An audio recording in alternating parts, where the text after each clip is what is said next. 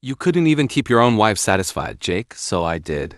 My best friend Tyler's voice cut through the crowded air of the bar like a blade, and the sound of it was followed by the hushed laughter of strangers, clinking bottles, and the kind of silence that comes only when a man's pride has been gutted in public. When every eye turns not to the one boasting, but to the one bleeding. And that one was me, standing there with my jaw tight and my knuckles whitening around the bottle. I'd barely touched, because I already knew what was coming, but not how brutal it would be, not how shamelessly he'd twist the knife, and as his arm wrapped around my wife's waist, ex-wife, I suppose. Though the paperwork wasn't signed, yet her smirk told me she had rehearsed this humiliation with him, planned it, savored it, and the pain wasn't just that they betrayed me. It was that they wanted me to feel small in front of a room full of people who didn't know me, but would leave remembering me as the man who lost everything.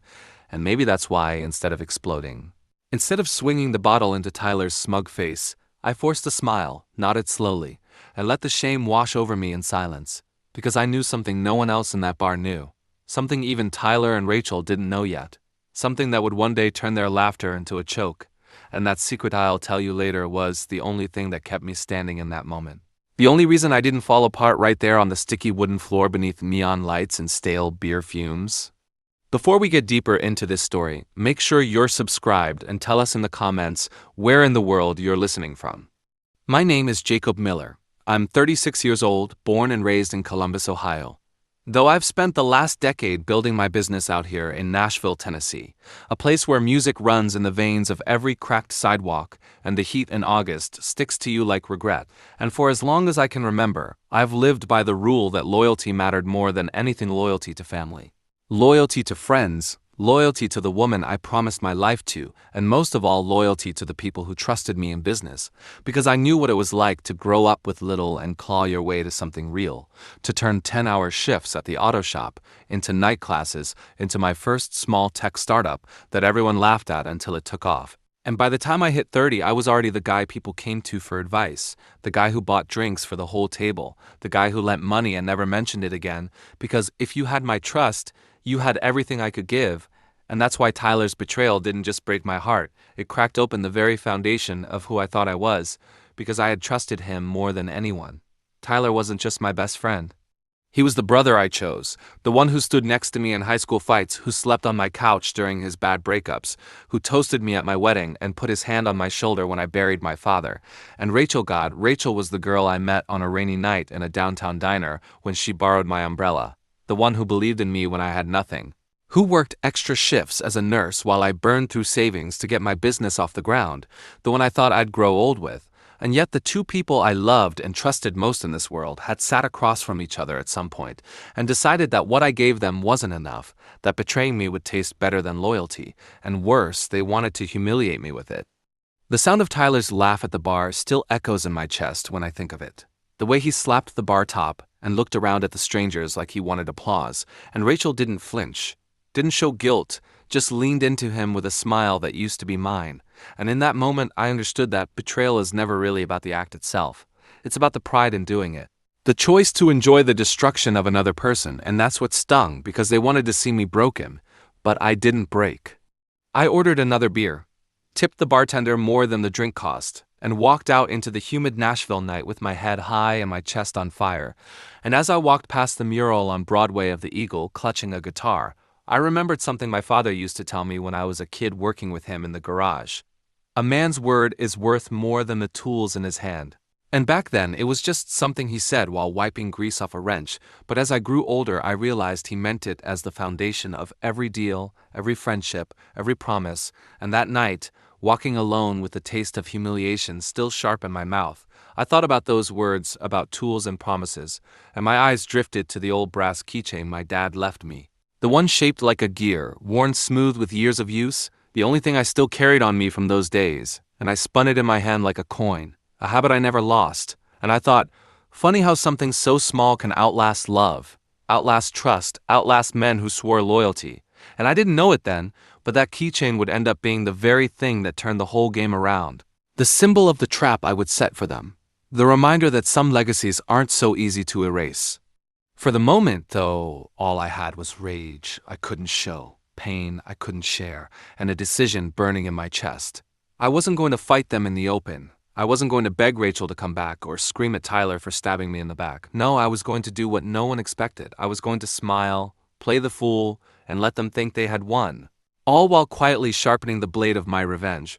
Because the thing about betrayal is this: when someone takes pride in breaking you, the sweetest victory is showing them you were never broken at all. For the next few weeks, I played my role so well that even I almost believed it, moving through Nashville like a ghost, letting them think they'd destroyed me. And if I'm being honest, some days it felt like they had, because when you come home to an empty house that still smells faintly of her perfume and find Tyler's name popping up in group chats where friends pretend not to take sides, the silence inside those four walls feels like quicksand, and I sank into it willingly, because the deeper I went, the more convincing my disguise became. And every time Rachel posted a picture with him at some rooftop bar or concert, her smile sharper than ever, and every time Tyler swaggered into our old haunts without a flicker of shame, I reminded myself of the secret I carried, the advantage neither of them could see, and I knew if I could just endure, just keep my mouth shut, I could turn their little victory into the biggest mistake of their lives, though that didn't make swallowing the daily humiliations any easier. Like when one of our investors asked me over coffee if it was true Rachel had traded up for Tyler. Or when her cousin cornered me at the grocery store and whispered that maybe I worked too much, maybe I had it coming, and I smiled through it, nodded, let them believe what they wanted, because the most powerful kind of revenge doesn't come from proving people wrong in the moment. It comes from letting them write you off completely before you flip the story in a way they can't ignore. Business-wise, I gave Tyler rope, which was the hardest part, because as co-founder of the company, he had access to nearly everything. And I watched him parade around in meetings like he was the visionary when I had built the bones of it from scratch, and I encouraged it, even praising him in front of clients, telling board members he was the real genius. All while quietly preparing my escape hatch, because the thing about building something from the ground up is that you know every nail, every screw, every loose wire in the walls, and I knew exactly where to press when the time came to make the whole structure collapse without ever putting my fingerprints on it. Still, it wasn't all control. I'll admit there were nights when I broke down. When I sat in my truck outside Rachel's new apartment and stared at the light in the window, wondering if she was laughing at some joke Tyler told, the same way she used to laugh at mine, and I'd gripped that brass gear keychain so tight it left an imprint in my palm. The metal biting into flesh like it wanted to remind me of who I was, where I came from, that I wasn't some man who folded at the first sign of betrayal, and eventually I'd drive home, blasting Springsteen just to drown out the thoughts, whispering to myself that my time would come, that the humiliation I carried would one day be theirs. What gave me strength was small wins I planted for myself, like when I convinced one of our lead developers to send me progress reports privately instead of through the company server, or when I managed to transfer certain intellectual property rights into a holding account that only I controlled, moves too small for Tyler to notice, but crucial pieces of the puzzle I was building.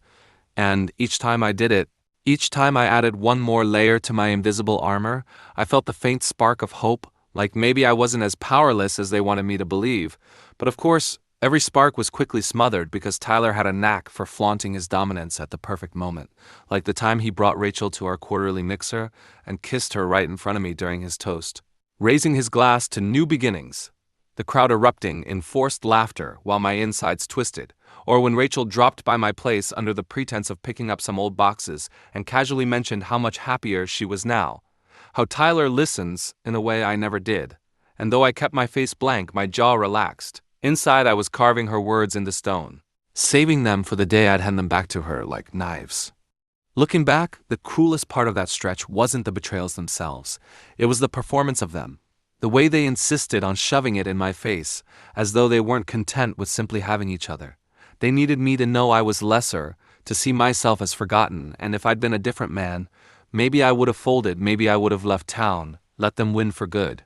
But I'm Jacob Miller from Columbus, Ohio, son of a mechanic who taught me that a man's word was steel, and steel bends but doesn't break. And so I bent with the storm, let myself sway until they thought I was about to snap. And all the while I was quietly hammering steel behind the scenes, building something they would never see coming.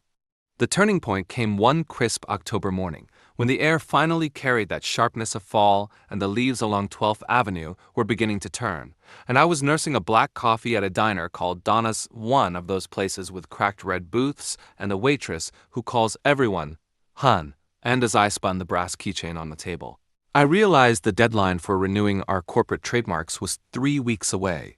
A task that Tyler had never once handled himself because I'd always done it, and in that small overlooked detail, I saw my opening, the weak seam in the armor, the thing they'd never think to protect. And I knew right then how I'd start weaving my trap. Though if you'd looked at me in that booth, you'd just see a tired man staring into cold coffee, nothing more. They thought it was over, that I was done, but the truth was only beginning to take shape. The weeks leading up to that trademark renewal deadline became a balancing act of masks and maneuvers, because in front of Tyler, I had to be the picture of defeat, the co-founder who'd lost his fire, showing up late to meetings with bags under my eyes, pretending to drink too much at happy hours, letting him believe the humiliation had hollowed me out. And he bought it so completely that he started bragging to others about how he was steering the ship now, how I'd become a liability he was considering pushing out entirely, and though those words stung, they also confirmed what I needed, that his arrogance had fully blinded him, that he no longer saw me as a threat, and in that blindness I could move unseen. My secret plan was simple in design but devastating in execution. I would quietly let the company trademarks and patents, those tiny but essential filings that kept our intellectual property safe, slip out from under the company's name and into a holding LLC. I had formed under a different shell, a name Tyler wouldn't even recognize because he never cared for the paperwork, never cared for the details. And when the deadline came and he realized the company's foundation now belonged to me, it would be too late. But the brilliance of it was that I didn't need to expose him publicly yet. I needed him to keep building on stolen ground, investing more time and money into something that was, piece by piece, shifting into my hands.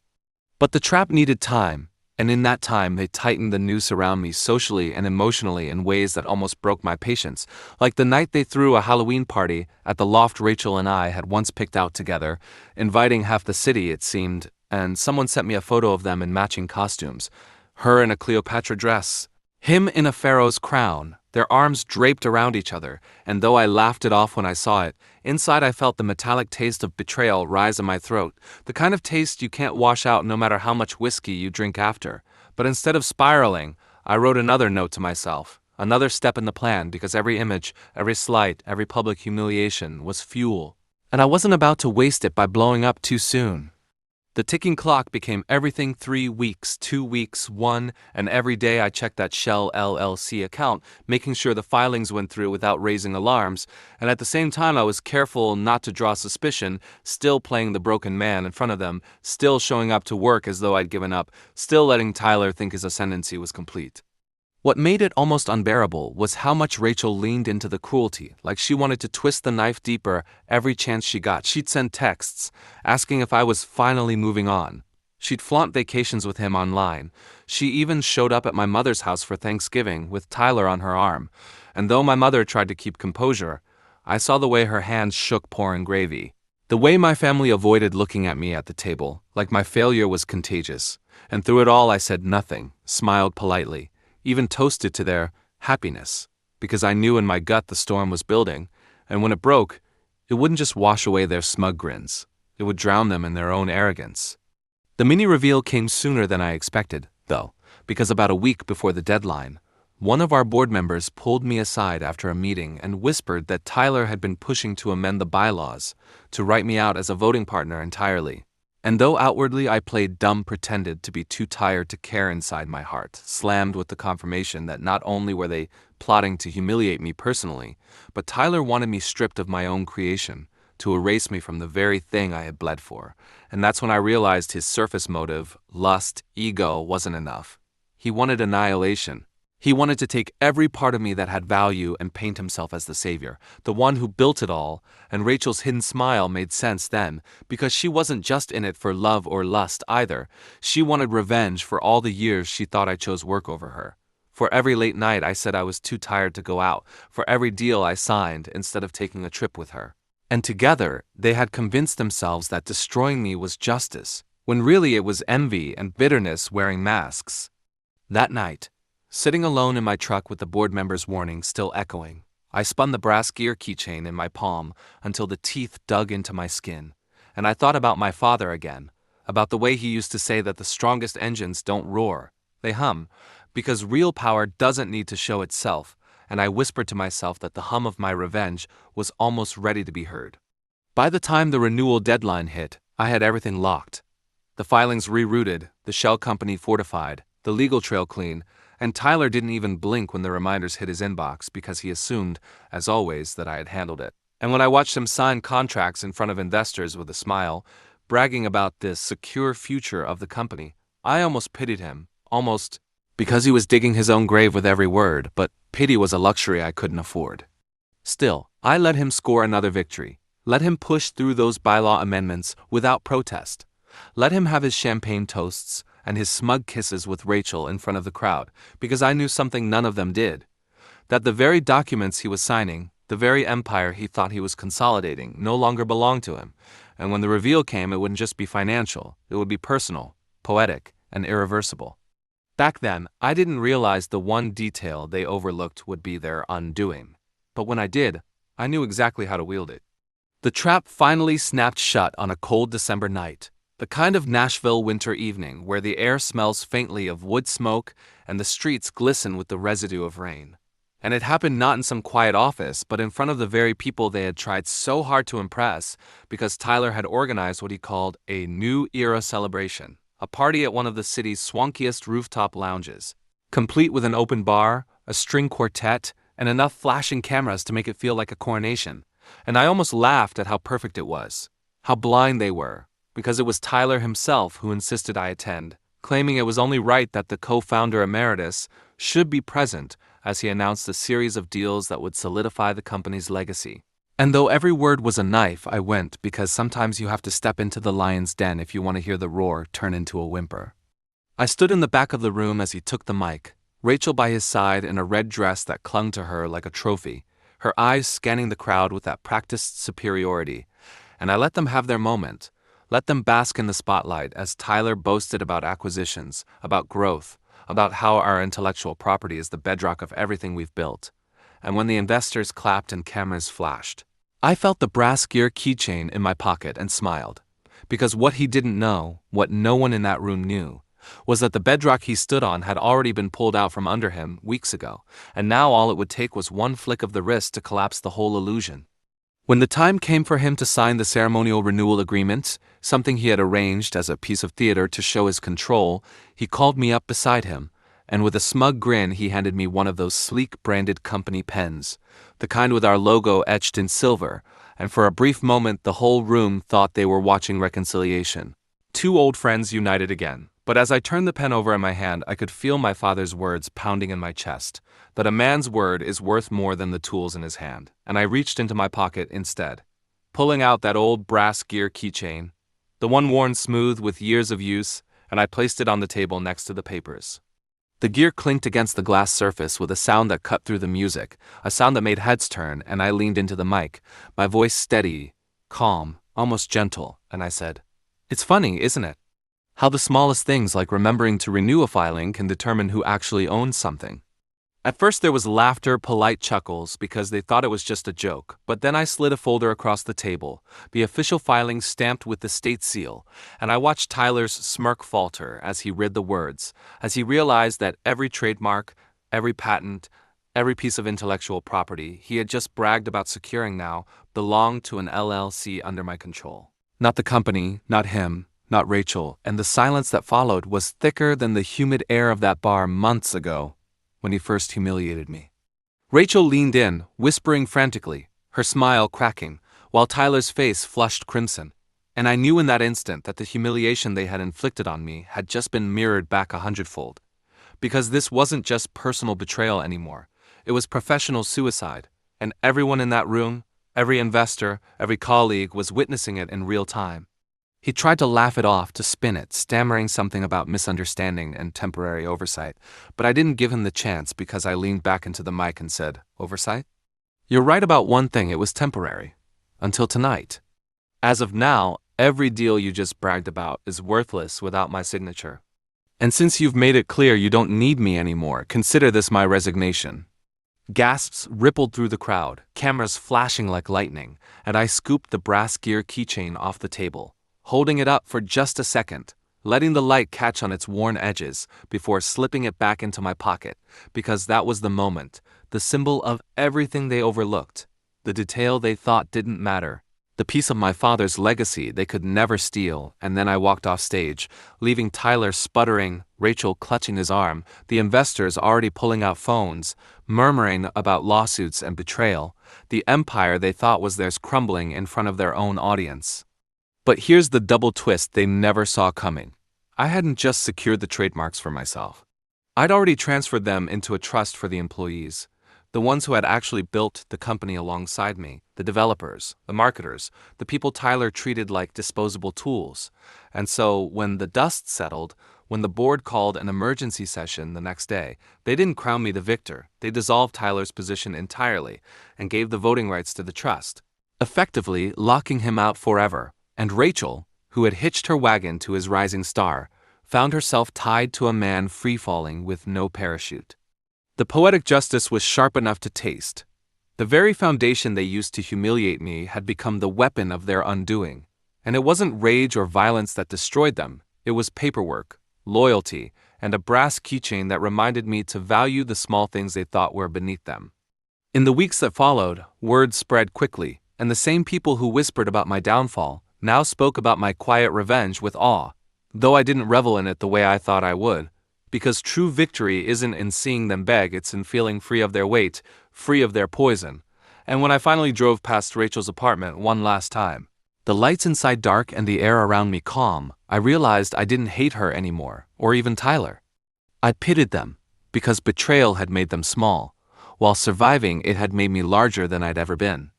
Still, every now and then, when I spin that brass gear keychain in my hand and hear the faint metallic click, I think back to that night at the bar, to Tyler's voice booming, to Rachel's smirk, and I smile, because they thought they had broken me in front of strangers, but in truth, they had only written the prologue to their own destruction. If you enjoyed this story, please give a thumbs up to the video and consider subscribing to the channel for more powerful true life stories.